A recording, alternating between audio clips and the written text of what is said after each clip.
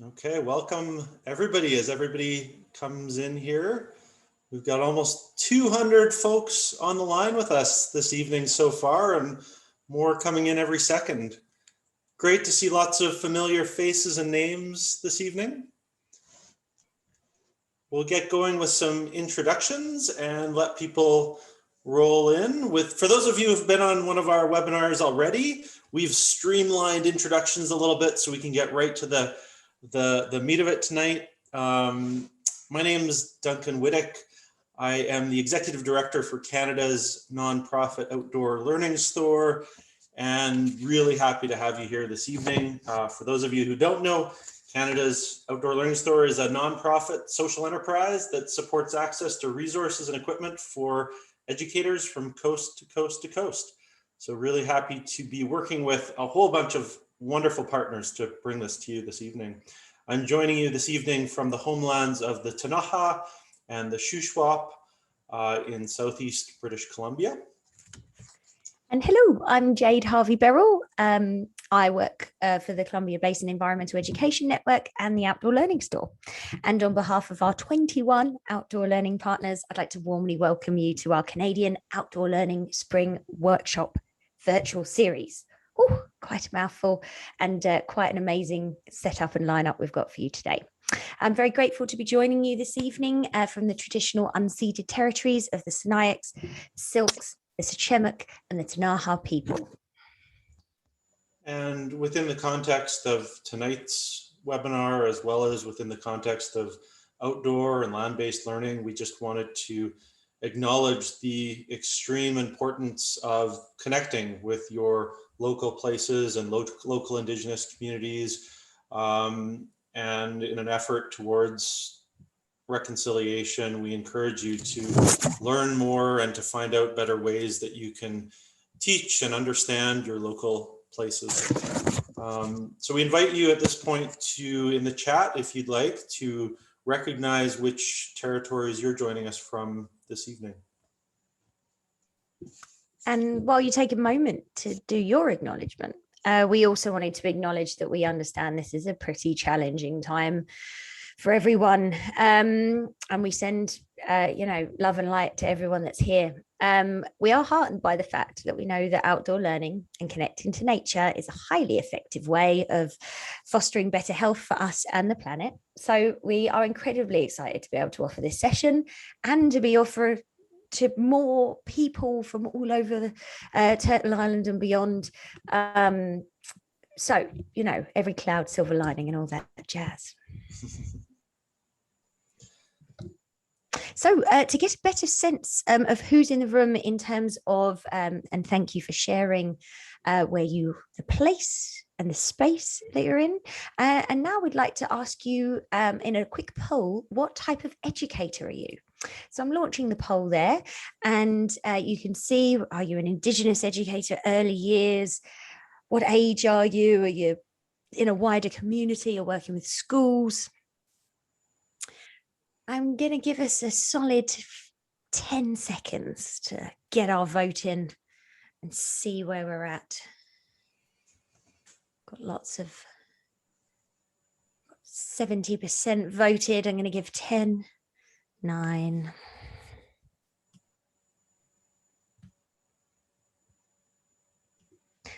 5, 4, 3, 2, 1, and the results are in.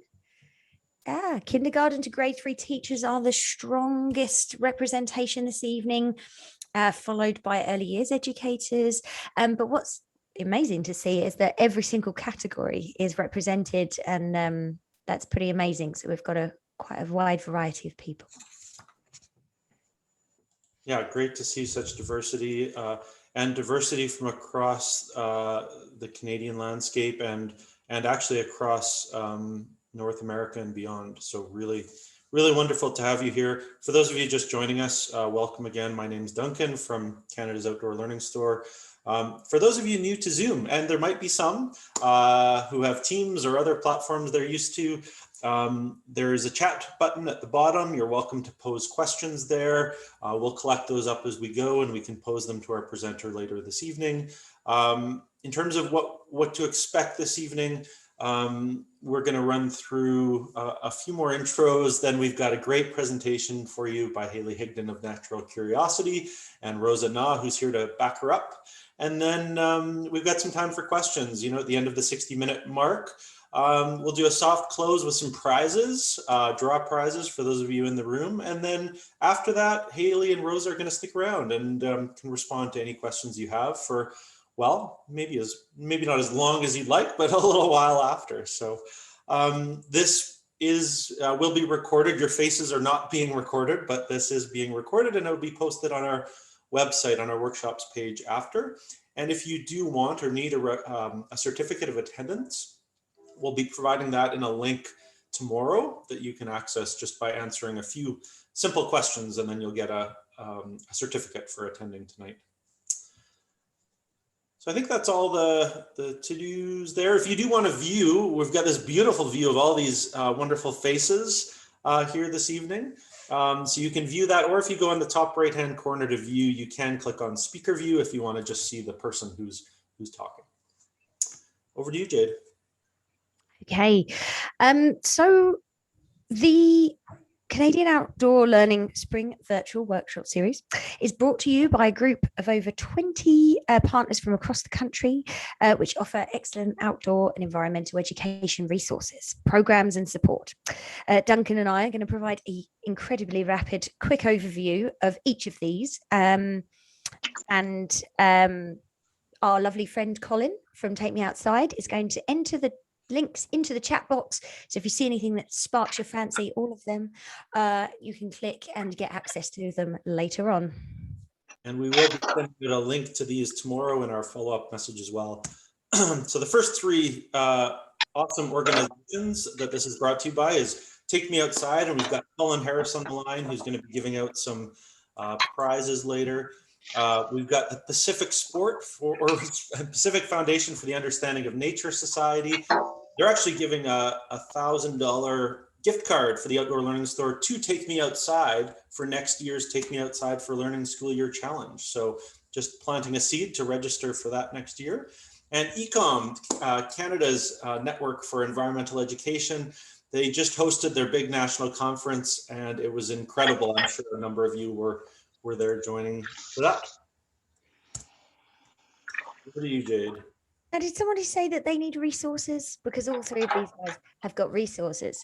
So Green Teacher is magazine bulk subscriptions, podcasts, teacher resources, Natural Curiosity, of course, who are joining us today, incredible books, and Green Learning, who offer education programs about energy, climate change, and green economy. All super, super relevant to what we do and very accessible. Awesome. Thanks, Jade. Next up, we've got Water Rangers, who just provided another workshop for us. They offer amazing water test kits. They're all available on our Outdoor Learning Store. CBean, which hosts the Outdoor Learning Store and provides wonderful resources and workshops for educators.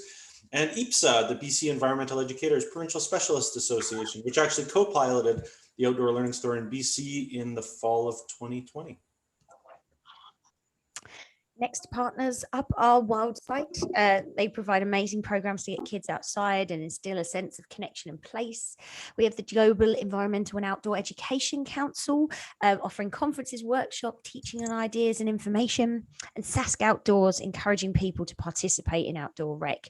They also host professional development courses and are just a generally good organization to get involved with. Awesome. And we've also got the Alberta Council for Environmental Education, or PACE.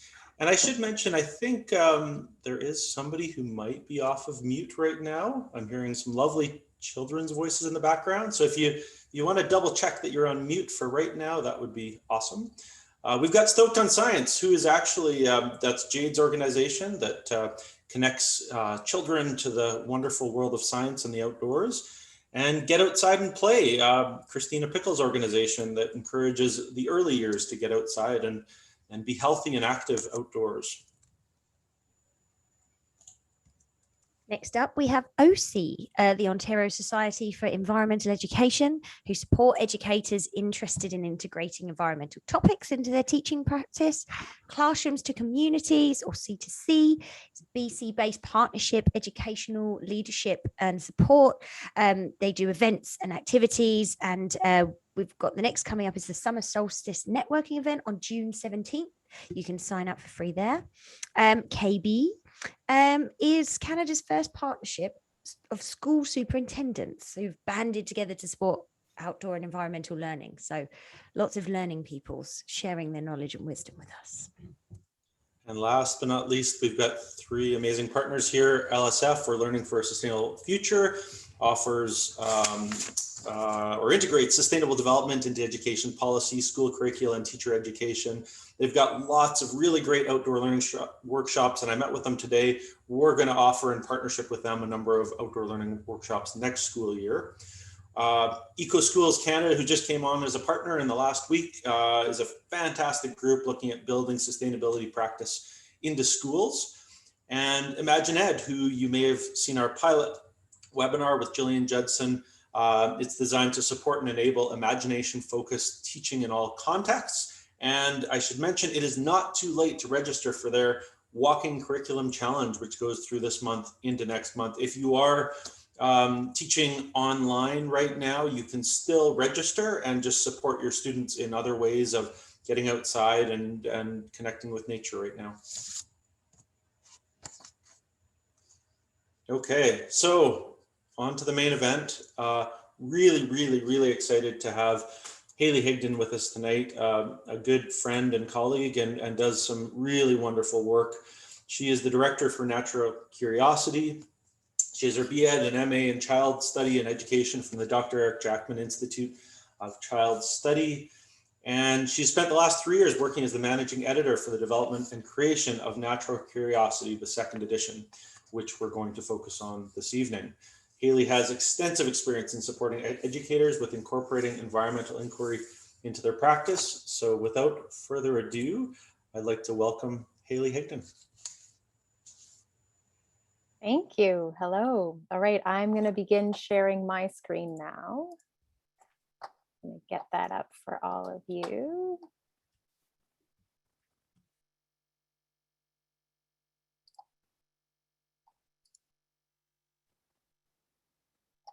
All right, we're good. Awesome. So I wanted to begin with a land acknowledgement from the territory that I am coming from. But I could have just read the land acknowledgement for the University of Toronto because Natural Curiosity is affiliated with the university, but I wanted to bring student voice into this conversation around land acknowledgements. This was created by the grade 6 students at the Dr. Eric Jackman Institute of Child Study Laboratory School.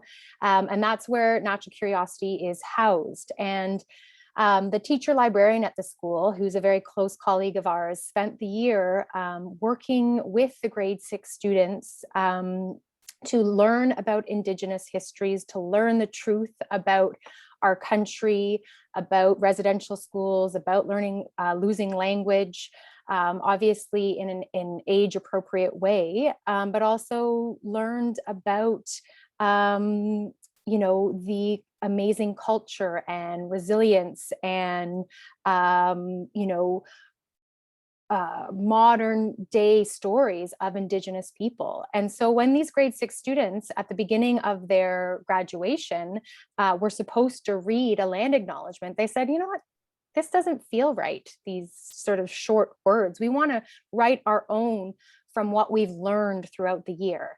So I'm going to read their words because I think it's so much more powerful, and it's also coming from student voice. So this presentation, which is actually, that was their graduation, begins with the land acknowledgement because we will be using the land and we need to respect this place where Indigenous people have lived and continue to live.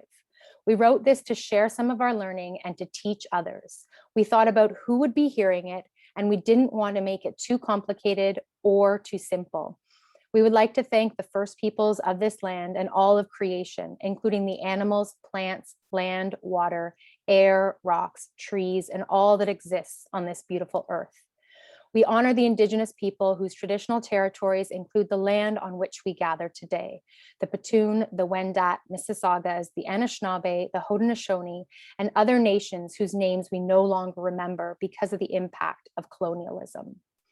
We want to honor the treaties that were made with the land and between First Nations and the Crown. Treaties should be honored no matter what political party is in power. The story of Canada that most of us know is not the whole story.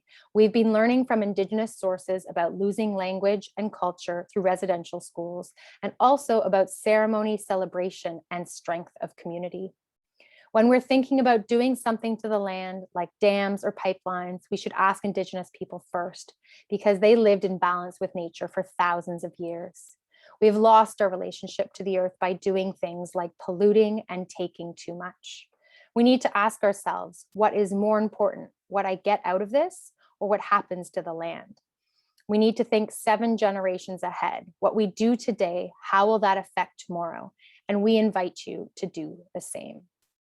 So just wanted to start with that powerful land acknowledgement, because it also ends with a bit of a question and a challenge of how, when we acknowledge the land, do we actually think about the steps and actions we're going to take as treaty partners or in connection to that land that we are upon. So if you're interested, just doing a bit of information here, we did a webinar with Krista Spence, who's the teacher librarian, about the process that she went through with the students, plus local Indigenous partners and community members to write that land acknowledgement with the students. So Rosa is going to help me out and pop that link in the chat if you're interested in learning a little bit more. So welcome everybody. Yes, Duncan did my introduction. My name is Haley and I'm the director for Natural Curiosity, and I am also a guest and settler on Turtle Island. And I, have spent the last now 5 or more years relearning, just as those grade 6 students, the true history of our country. And I am still on that learning journey. And I want to acknowledge that there are probably many people in this Zoom room who know more than I do. And I encourage people to contribute their ideas and their knowledge to the chat as we learn together over the next little while. So thank you everybody for joining today.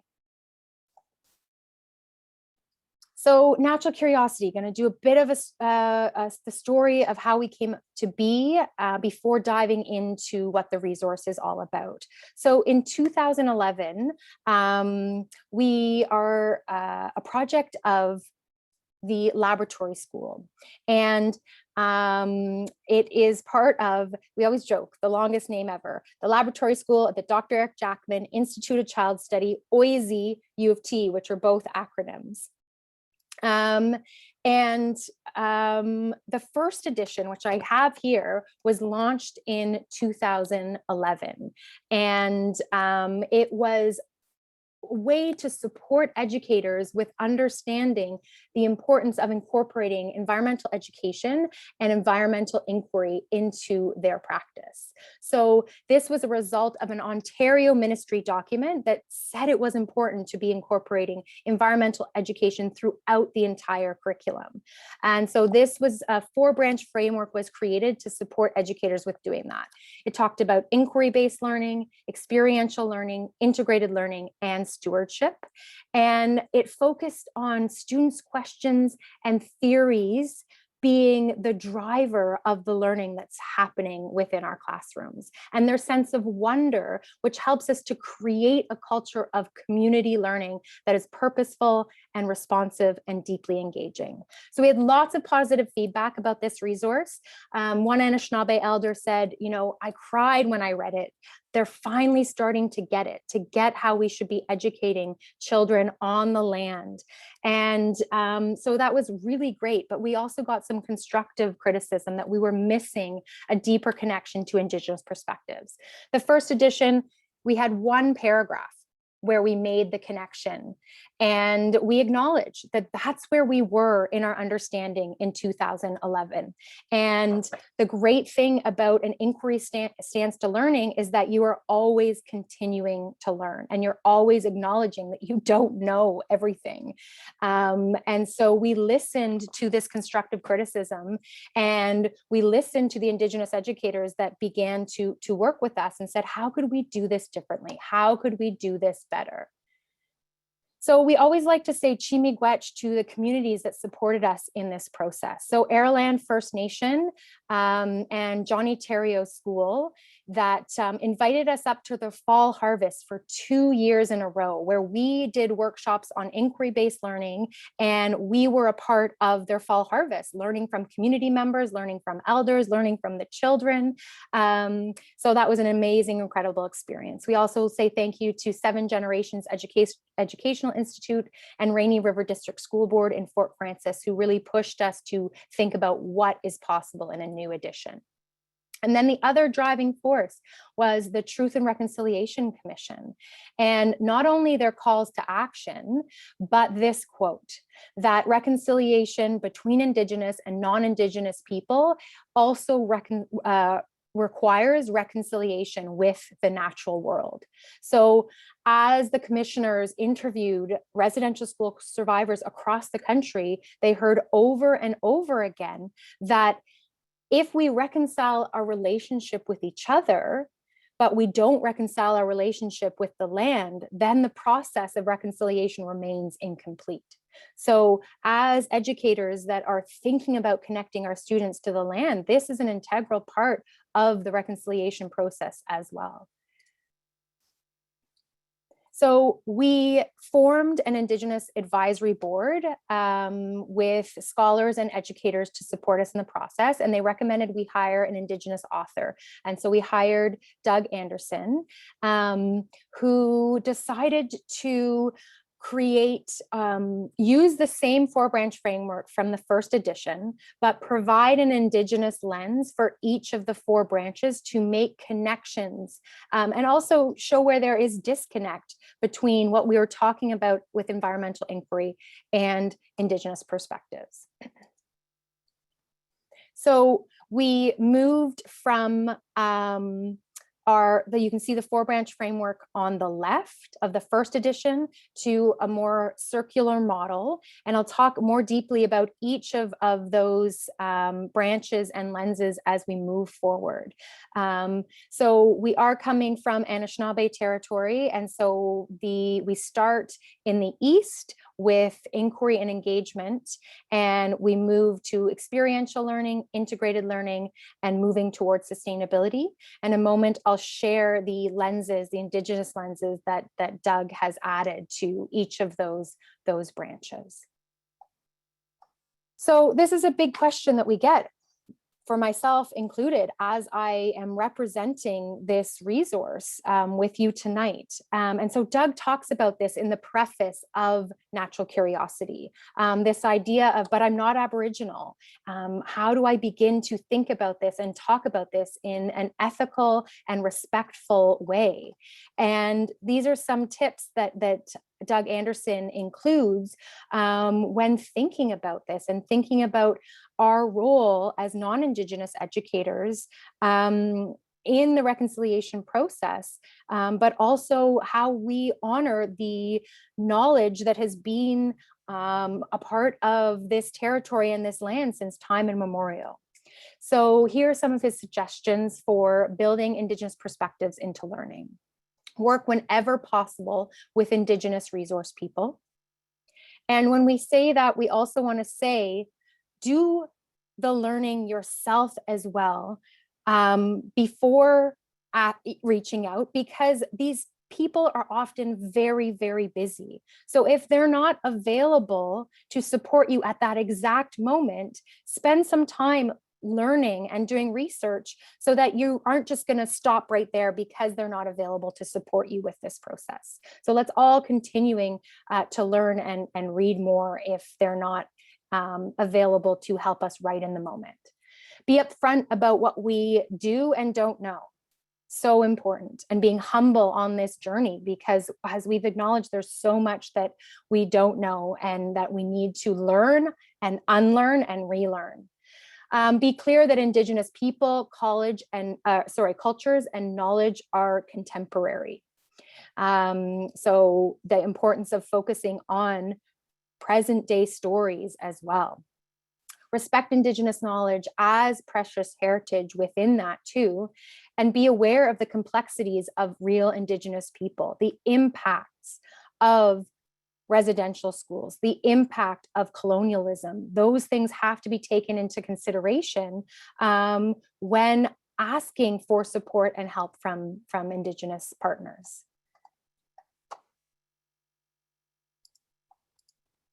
So we like to call it failing forward, right? So in Natural Curiosity, we talk about this idea that we have to take these steps forward, and we might fail a little bit along the way. But if we acknowledge the mistakes we made and figure out how to move forward, that is really powerful process.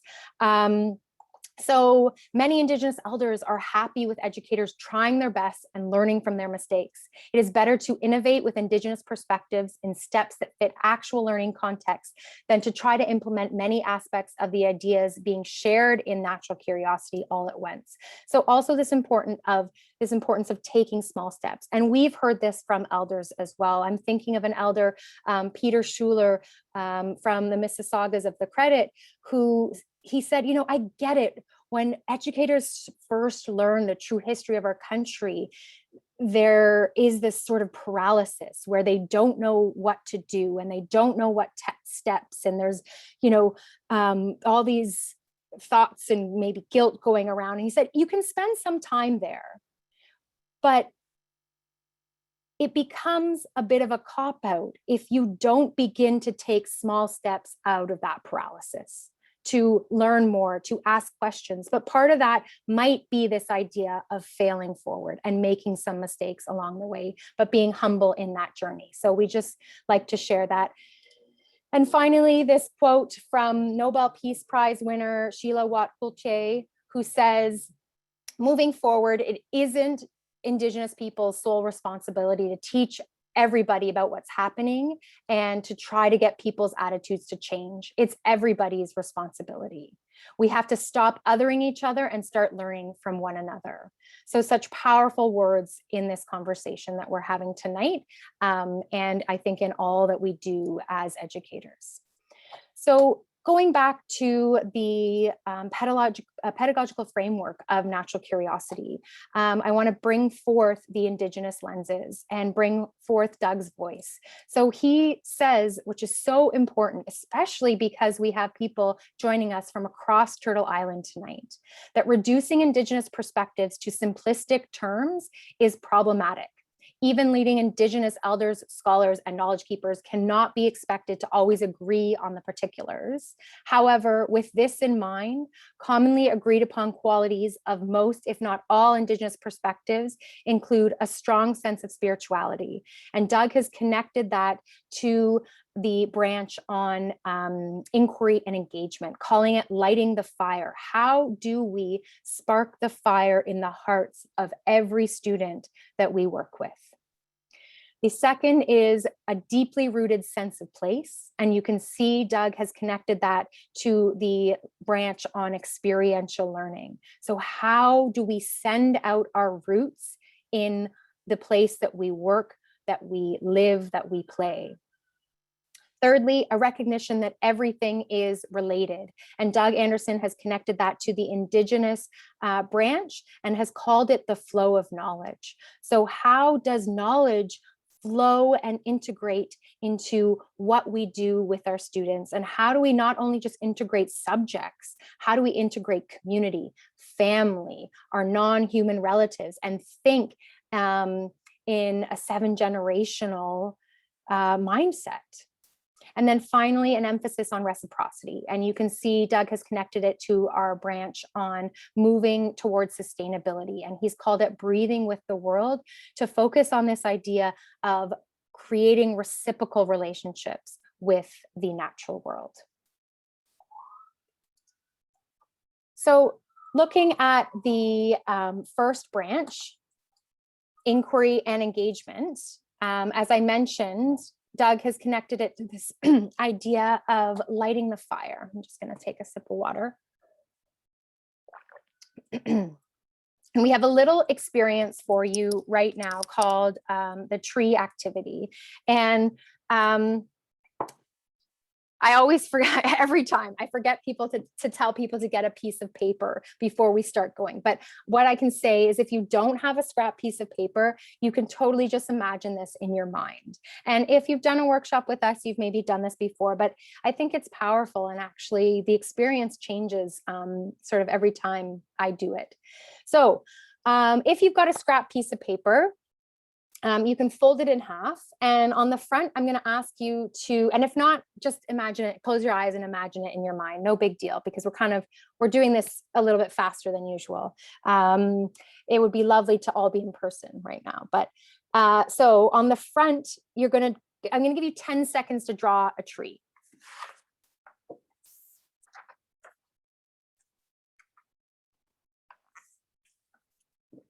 Okay. So we joke if we, I'm using a scrap piece of paper. So if we don't give you very long, your tree might look something like this. Let's see people's trees. Yeah.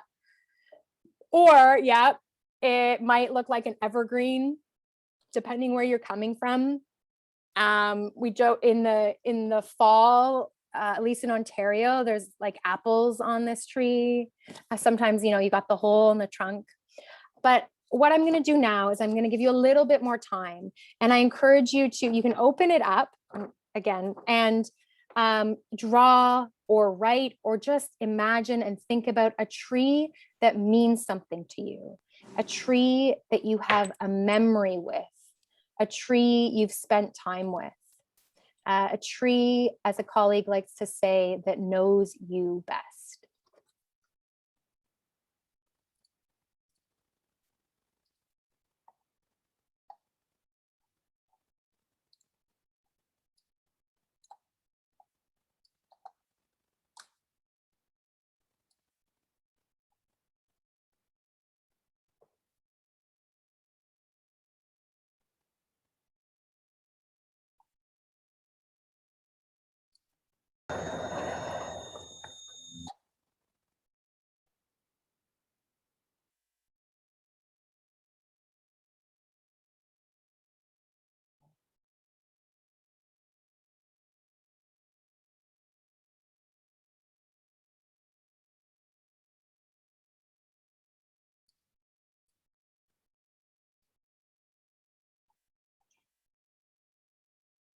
Okay, I'd love to give you a bit more time, but again, it's about the process and not the product. So if you're not finished, at least you've sort of thought about this tree.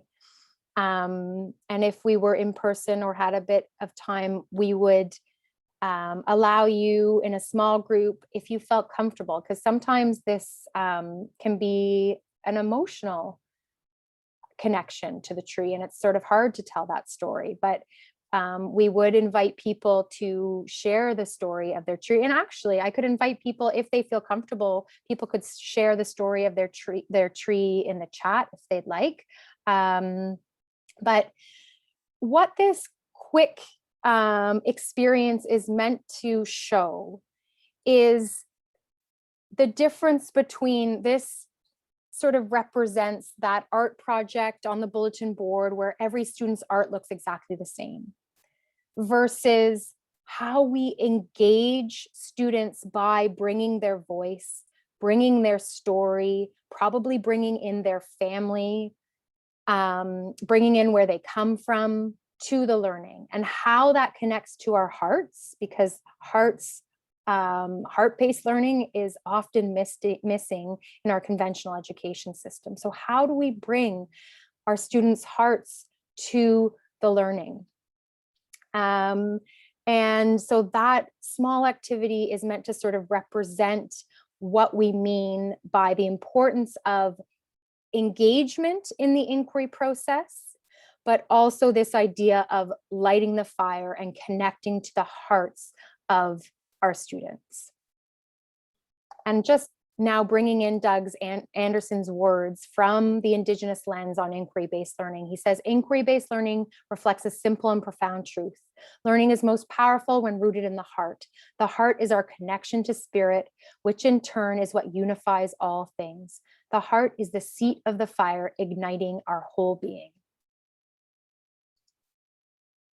So we brought in this David Sobel quote because we know he just recently did a workshop for Outdoor Learning Store.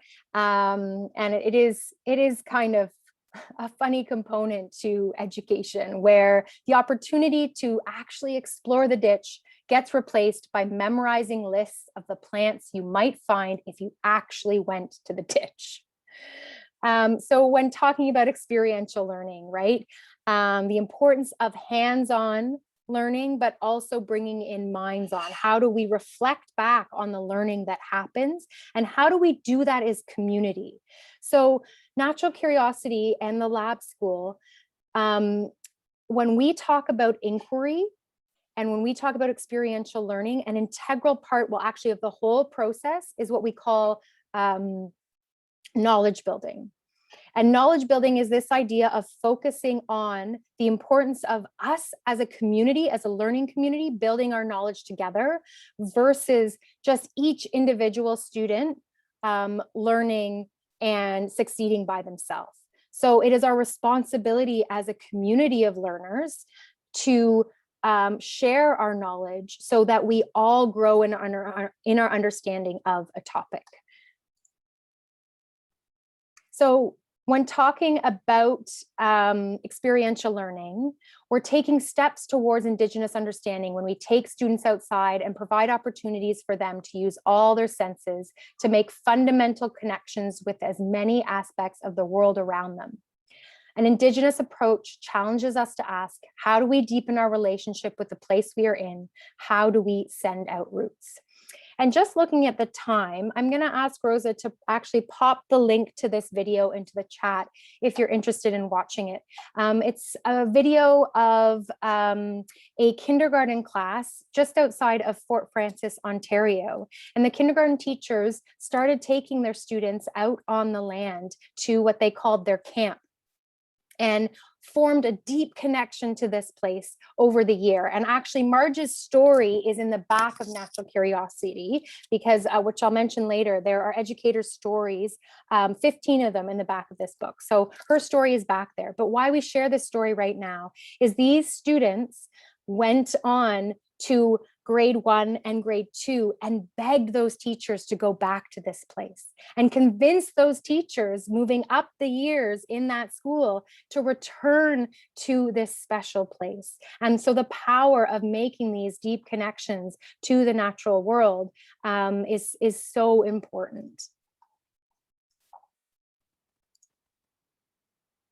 So our third branch, integrated learning, Doug Anderson has connected it to this idea of the flow of knowledge and how we don't just integrate subjects and strands and skills, but we think much deeper than that. And as I mentioned already, we think about the importance of integrating community and family and our non-human relatives, and how that can be involved in the learning that we do with children.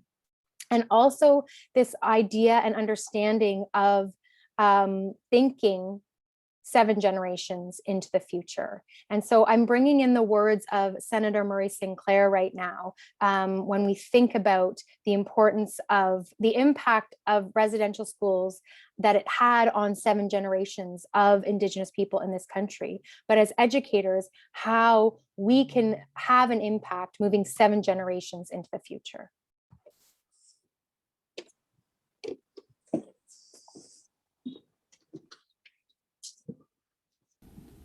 Hello everybody, I'm Murray Sinclair. I'm the chair of the Truth and Reconciliation Commission of Canada.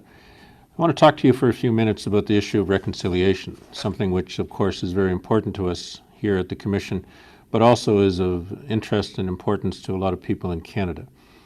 One of the things that we at the Commission have discovered is that it took us a long time to get to this point in terms of the relationship between Aboriginal people in this country. 7 generations of children went through the residential schools. And each of those children who were educated were told that their lives were not as good as the lives of the non-Aboriginal people of this country. They were told that their languages, their cultures were irrelevant.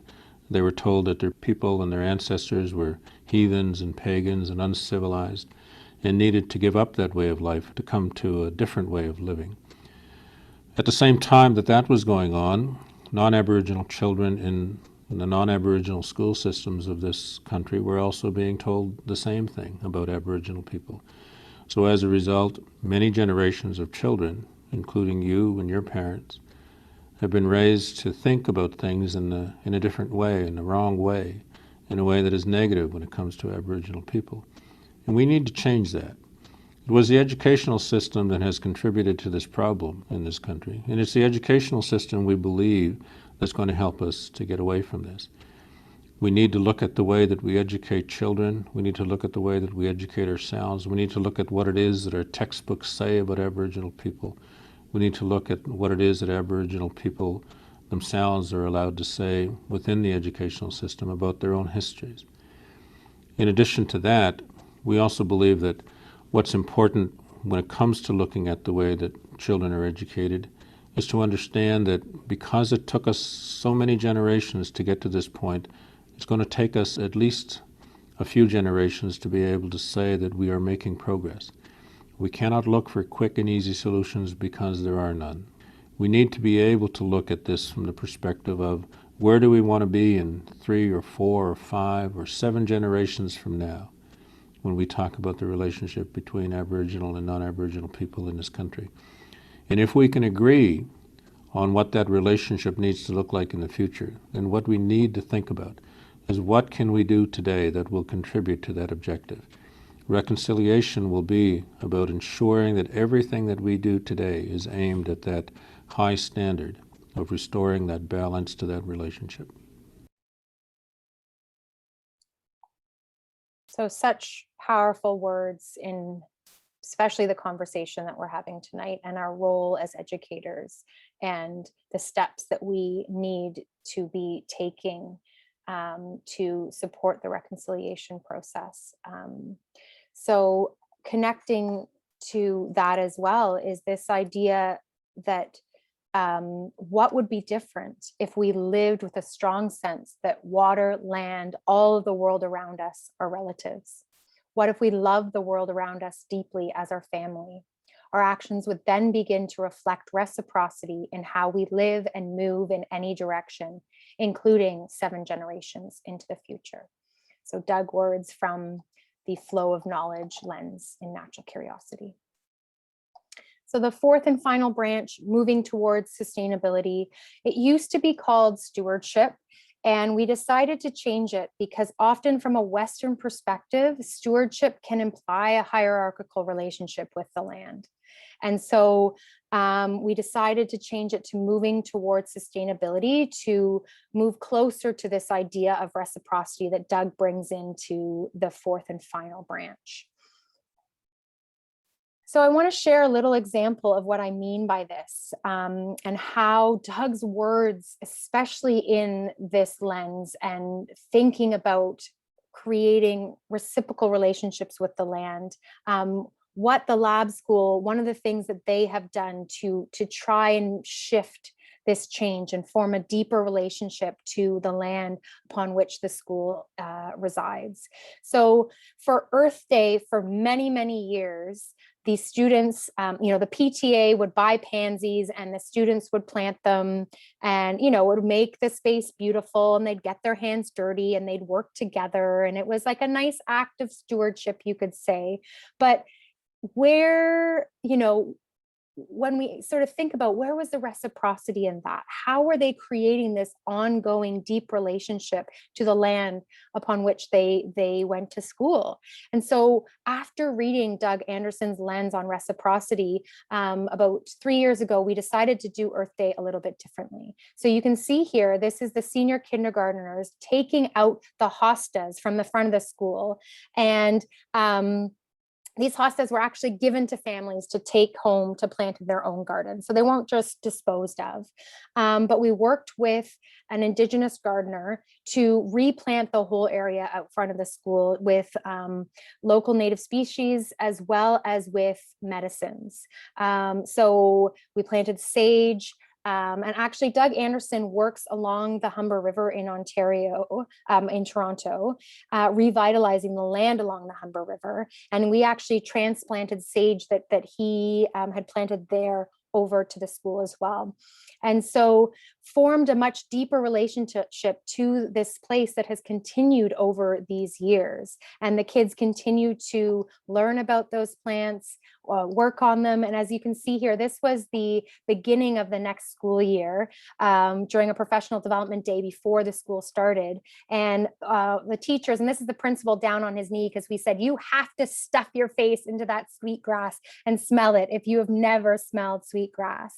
And so now we have these medicines that the students help to harvest. And when we invite Indigenous community members or Indigenous partners to the school, we can make offerings of these medicines to our partners to thank them for the knowledge that they are bringing to our school community. And so that's sort of the shift that we've started to make in terms of understanding the difference between acts of stewardship versus forming a deep reciprocal relationship with the natural environment. And it's something that we're still continuing to think about and work on, especially the teachers within the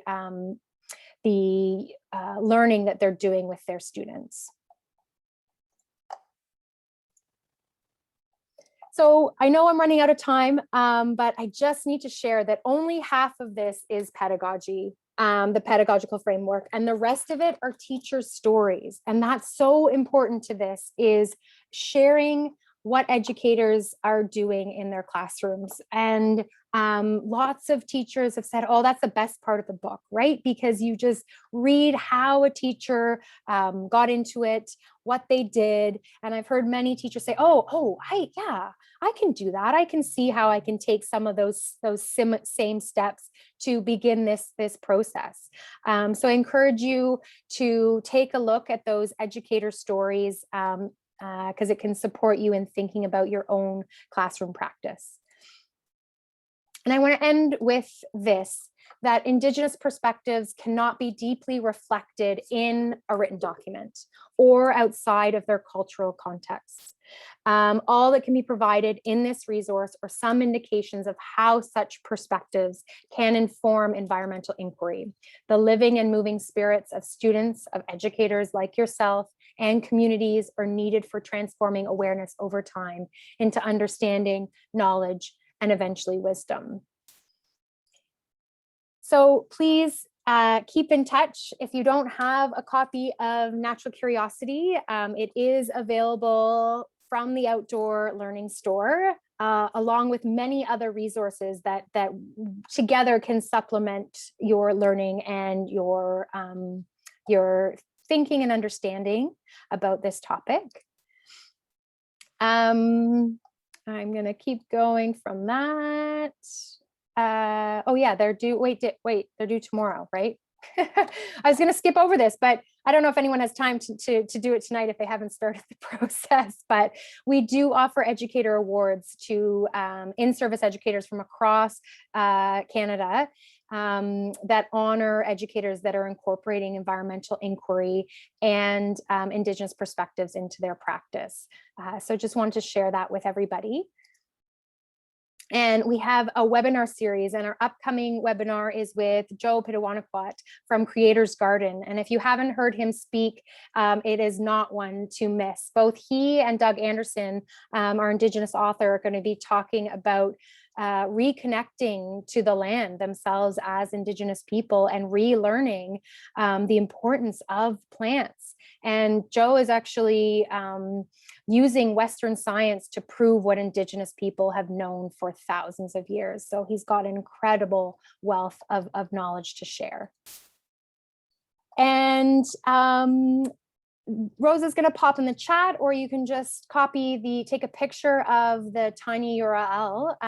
We put out a monthly newsletter, and it provides more resources and shares the webinars from the Outdoor Learning Store, but also from environmental and Indigenous organizations from across the country, shares resources and ideas and teacher stories. So it's a great way to keep in touch. So with that, I want to say, Chimiigwech, thank you so much for joining us today. And we can open it up to questions. I know that was sort of just a really quick overview of the Natural Curiosity resource. So I appreciate you taking a listen and joining us tonight. So thank you so much, and Chimiigwech.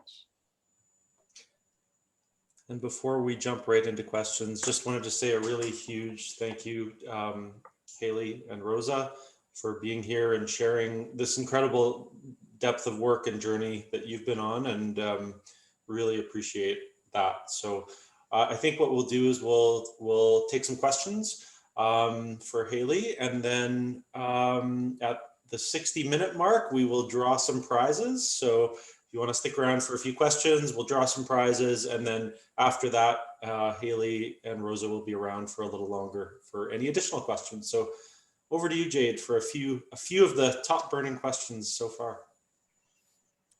Yes, I just have to reiterate how special that was. And I should probably stop sharing my screen, eh? Yeah, that's great. Then we can see your face a bit bigger. Okay, I'll just leave this up for one more second in case people want to take a picture of how to keep in touch with us. And we will follow up with the recording with that, but I'll also have all the links to the resources that you just shared in the follow-up. So people can get all their natural curiosity fix in their email update. It may yet come out tonight if we're on it. So, and I should just say, I know when you're presenting, it's difficult to look at the trap, but the whole way through that were just people with like, that moved me. My heart is full. What beautiful words. Thank you. Like very, very magical. Someone was like, I needed that today. So, you know, really beautiful energy coming out of what you're doing to the people.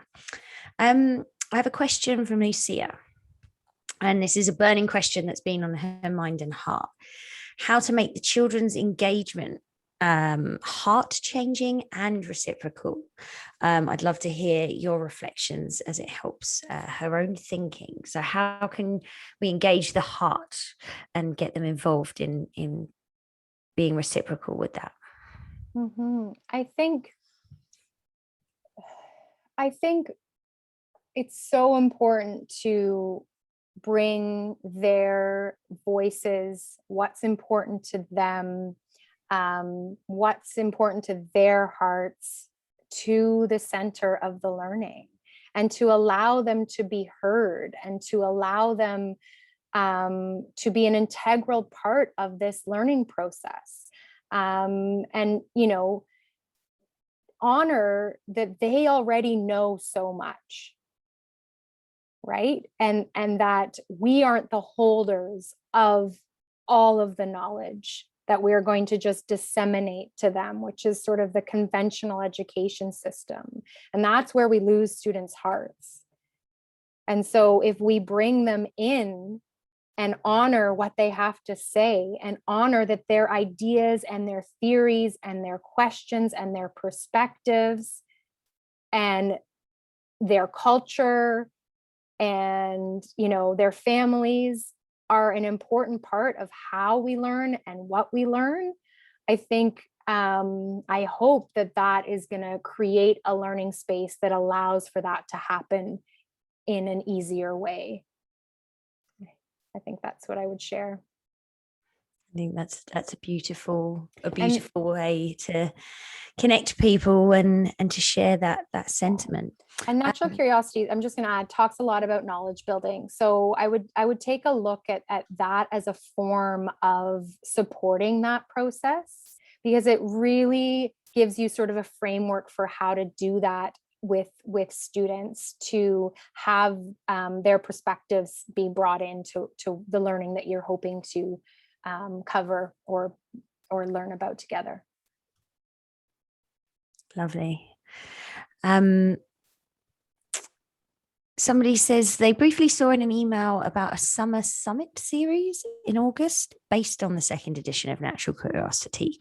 Do you have more details about what that 2-day summit will include or look like?